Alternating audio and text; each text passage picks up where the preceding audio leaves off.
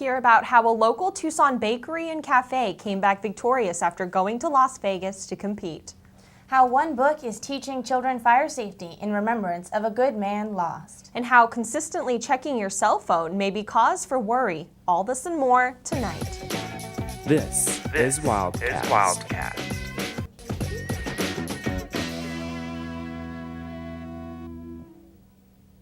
Welcome to the late edition of Wildcast. I'm Carol Ann Scott. And I'm Janice Yu. Thanks for joining us tonight. The holiday season is the best time for families to be together. But with these gatherings also comes the perfect breeding grounds for viruses. Now is the most important time to get your flu vaccination. The vaccination takes around 2 weeks to build up protection in the body. So with only 3 weeks left in the school semester, students should get vaccinated now so they can be protected over the holidays. This year marks Winter Haven's 63rd Festival of the Lights, which will benefit the Community Food Bank. It begins December 15th at the Neighborhood Center Island and will extend through December 29th from 6 p.m. to 10 p.m. each night. Other than just a spectacular display of lights, vendors will offer hay wagon rides and heated trolley rides, and there is no entrance fee. But visitors are encouraged to bring non-perishable food items or make a monetary donation to the Community Food Bank. More than 60,000 visitors take part in the Winter Haven festivities every year. And I think that's really fun and exciting. I know I'm excited for the holidays, and it was nice to be home for Thanksgiving and can't wait for Christmas. Yeah, we just put up our holiday decorations, so I'm excited for the upcoming holidays. It's coming fast. A locally owned bakery and cafe won big in a Las Vegas contest. Our reporter, Nikki O'Shea, has the details on how this Tucson business is putting the city on the map. At the first ever World Food Championship, local eatery Beyond Bread placed in the top 10 of 30 competitors with their Everything Reuben. Owner Shelby Collier said this Sammy was actually scored the highest. The judges loved it. They really, in fact, after looking at the scores now, we were the top sandwich. We scored about 95 points out of 100, and we beat the closest competitor wasn't even in the 90s. So what exactly is inside of this award-winning sandwich? We actually took our famous pretzel bread, we incorporated a little bit of mustard, and we also put some everything seasoning like you would have on an everything bagel on the top. Then we took our Asian slaw, and we, with our homemade Russian dressing, we added a little chipotle, and we heated up all the ingredients, baked the bread, and assembled the sandwich. But before placing in second, the Beyond Bread's team last task was to make a classic ham and cheese sandwich without their famous bread. We had to use their pantry ingredients, which weren't quite up to our caliber of ingredients. Luckily, because of the victorious Reuben, the local Tucson community has boosted its sales and its reputation. Loves it. They put an ample amount of ingredients in the sandwich. Oh, I love it, the cheese, and I love, sandwiches that have melted cheese. It's flavorful, it's enjoying, feel lighthearted afterwards. Along with great food, General Manager Stephanie Ferguson ensures a great experience. All the people that we see every day, we still try to keep it like a family location, so I focus a lot on training and helping the staff be open and, keep it like a family place. The second place prize was a $4,000 check. Reporting for Wildcast, I'm Nikki O'Shea. After the break, learn how one book is teaching kids about the importance of fire safety.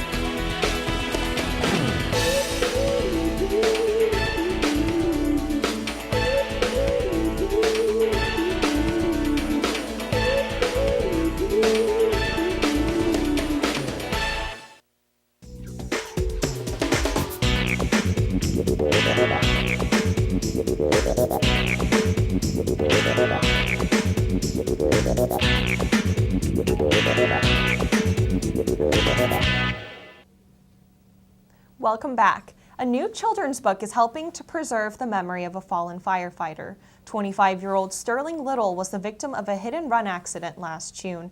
A week later, his family made the tough decision to take him off life support. Born to Wear Blue is a book that a local Tucsonan wrote. The author, Patty Valance, decided to dedicate it to Sterling. The book teaches kids how to call 911 and shows what it means to be a firefighter. Patty was inspired to write the book after 3 back-to-back nights I came home of writing along and with it was local 1 o'clock in the firefighters. morning, and I was just processing what a glimpse into their world that I had been given. And the book poured out of me in 10 minutes. Proceeds benefit the Greater Tucson Fire Foundation, a nonprofit serving the needs of local firefighters. Fire safety is a big issue in Tucson, and it's important to know how to react if you're trapped in a burning building. Our reporter Jackie Kent has more on what precautions you should take to protect yourself. In light of 4 separate fires that have occurred at a residence hall on the U of A campus since October 20th, the fire department emphasizes fire safety concerns to U of A students. The Tucson Fire Department has received 30 full alarm dispatches to house fires alone since October 14th. That does not include building, apartment, or mobile home fires. Captain Barrett Baker of the Tucson Fire Department says it's important to know you're 2 ways out of a smoky room. The smoke is suffocating. I mean, absolutely suffocating. You will not be able to breathe. It's a matter of can you hold your breath, can you get out, and that's the only thing on your mind is basically surviving. Unlike the movies, fire smoke makes it nearly impossible to find a direct route out of a room. And this fireman's mask is clouded to show just how hindered your line of vision could be when trying to find an escape route out of a smoky room. I can't even see a few inches in front of me. Captain Baker says you never know when it will happen to you, so the best thing to do is to be prepared. I did a demonstration of how hard it would be to escape if I was stuck in a smoky room. That was impossible. UAPD also has tips for students. During a fire alarm, immediately evacuate the building and follow the directions of first responders. Report damaged, faulty, or inoperable smoke detectors or fire suppression equipment to University of Arizona Fire Safety. And be aware of your surroundings and immediately report suspicious people, objects, or activity. Reporting for Wildcast, I'm Jackie Kent. Tuesday, the Pima County Board of Supervisors unanimously approved a proposal to ban smoking and tobacco products on all county property, including parks. We started a discussion board on our Facebook page, facebook.com/UATV3, where you can join in and share your thoughts. You know, I think that's a big deal for Tucson to ban smoking. I know I've seen a lot of people smoking in the town, and I wonder if we'll notice a difference now. Yeah, I really hope so. I know this is a step in the right direction, so I'm hoping we see some good results. Right, and be sure to make your comments and what you have to say about the issue. Is your wallet protected? Financial schemes near and on campus are a constant worry for students. UAPD Chief of Police Tony Dakin warns everyone to utilize good safety and security practices in light of many recent money scams near the U of A. The top tips include: be alert to your surroundings and other people around you, report suspicious activity to 911, do not take out your wallet or count cash in front of strangers, never withdraw money from the bank or ATM for a stranger, and never give someone a blank check or allow them to help you fill it out. Stay with us after the break for a look at how one electronic device has sparked its own medical condition. I'm Derek Williams, your former U of A Wildcat. You're watching UATV. Don't change the channel.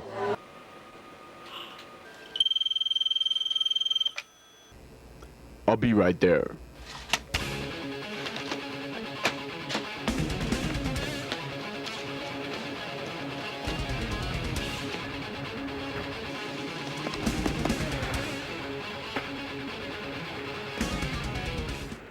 Thanks, cameraman. You're my hero.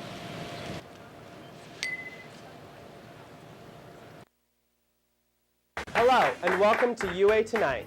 We are your hosts.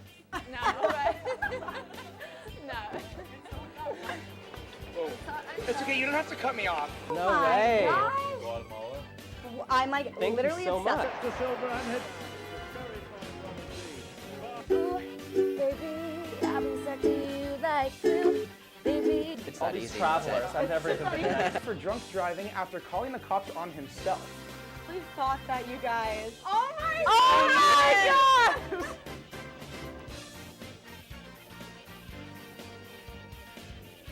With an undefeated 5-0 outcome for the Fall Classic Tournament. The Occupy movement is taking hold because of its strength in numbers.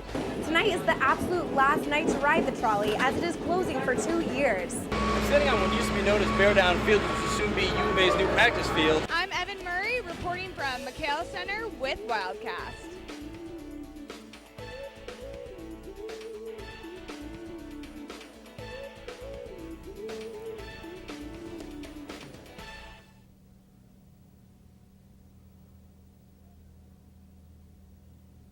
Cell phones are a huge part of 21st century life, but what happens when convenience becomes obsession? Our reporter Alexa Vogt-Tritter has the rundown on a new condition specialists are calling nomophobia.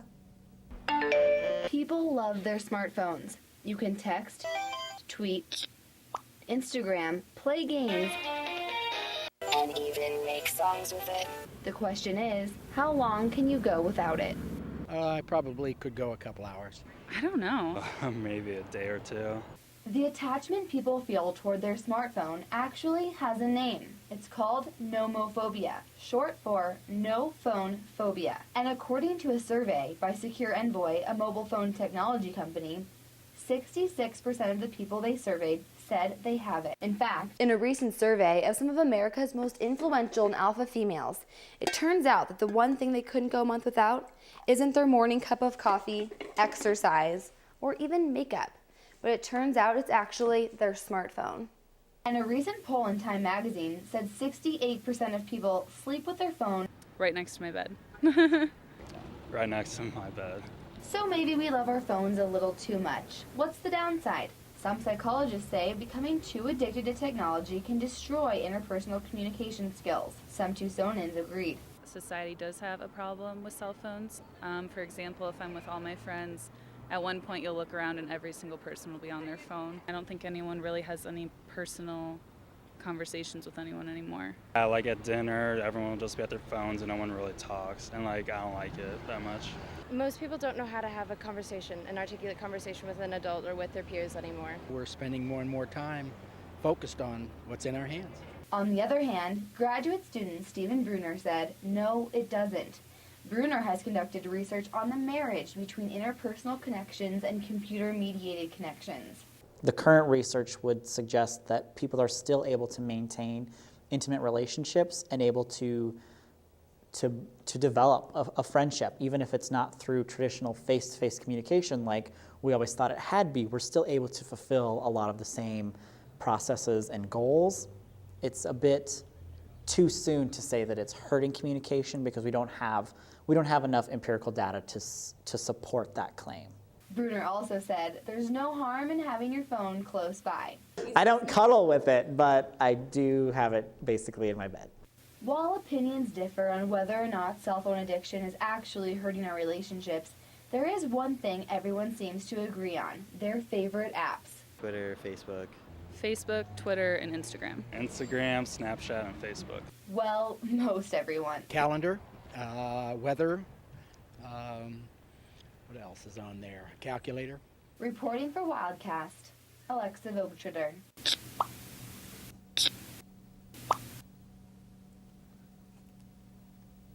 So I definitely think I do have a problem sometimes with how much I use my cell phone. I like to stay connected at all times. Yeah, I think anyone that knows me would say I have a cell phone problem as well, maybe an addiction, but I try to act like I set it aside every once in a while, but I'm sure I don't.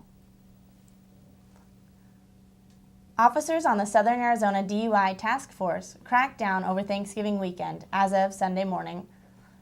Officers from several departments made contact with or stopped more than 2,000 drivers. A total of 61 people were arrested for DUIs this weekend. 3 of the arrests were for felony charges, and 8 drivers were under the legal drinking age. Imagine feeding hundreds of people a day, every day, for a whole year. For one local homeless shelter, they don't imagine they actually do, and have since 1981. Wildcast field reporter Chelsea Wold shows us how, for some, a little can go a long way. Music is often said to lift the spirit and awaken the soul. At Casa Maria Catholic Worker House, music rings through the crisp morning air during Mass. But music and worship are not all Casa Maria provides to people in need. They're always there for you, when you need something. So, that's very important too, to the people, especially that's poor. Casa Maria has served the Tucson community for 31 years. It is a volunteer-based organization that helps the homeless and needy. Every day, Casa Maria feeds close to 1,000 people in the Tucson community. Casa Maria is the largest soup kitchen in Tucson. It operates on private donations from the public. The center provides soup, paper-bagged lunches, and food bags to about 650 people and 200 families a day. Good stuff. Why do I like it? Because you get all the soup you want and one free sack. Casa Maria is one of about 168 Catholic worker houses in the nation. The director says its roots run deep in seeking justice for the poor, whose voices are often unheard. My hope and prayer is that Casa Maria is like an invitation for all people in the community, and especially U of A students, the future leaders of tomorrow, to get beyond themselves, to get beyond their comfort zone, to enter into a different reality, and that's poverty in America, poverty in Tucson. And look at it as an invitation to get involved. You will never find giving in short supply at Casa Maria. Reporting at Casa Maria for Wildcast, I'm Chelsea Wold. The University of Arizona women's ultimate frisbee team, also known as Scorch, brought home a second-place title last weekend. Scorch competed against teams in the Southwest region at the Kendra Fallon Memorial Tournament in San Diego. Other teams included USC, UC Santa Barbara, and our rivals to the north, ASU. While they did not meet ASU head-to-head, Scorch did outrank the Sun Devils team. In the end, Scorch lost by only 1 point to UC San Diego. They are very pleased with their success and proud to represent Arizona in a California-dominated tournament. The University of Arizona's president, Ann Weaver Hart, will be inaugurated on November 30th. Hart succeeded Robert Shelton as the 21st UA president in July. Arizona Governor Jan Brewer and past UA presidents are among the expected guests. The ceremony will be at Centennial Hall from 3 to 5 p.m. A reception will be held on the lawn of the Arizona State Museum. Both are free and open to the public. I remember when they were working on getting her interview process and nomination process. It seems like so long ago, but she's just now being inaugurated as our president. Yeah, I know. I don't know how that process works, but it feels like it's been a while. Mm-hmm. As always, thanks for tuning in to the late edition of Wildcast. You can watch us anytime online at uatv.arizona.edu or on our YouTube channel, UATV-CH3. If you haven't already, be sure to like us on Facebook at facebook.com/Janice and Carol Ann. We'll see you next week for another late edition of Wildcast.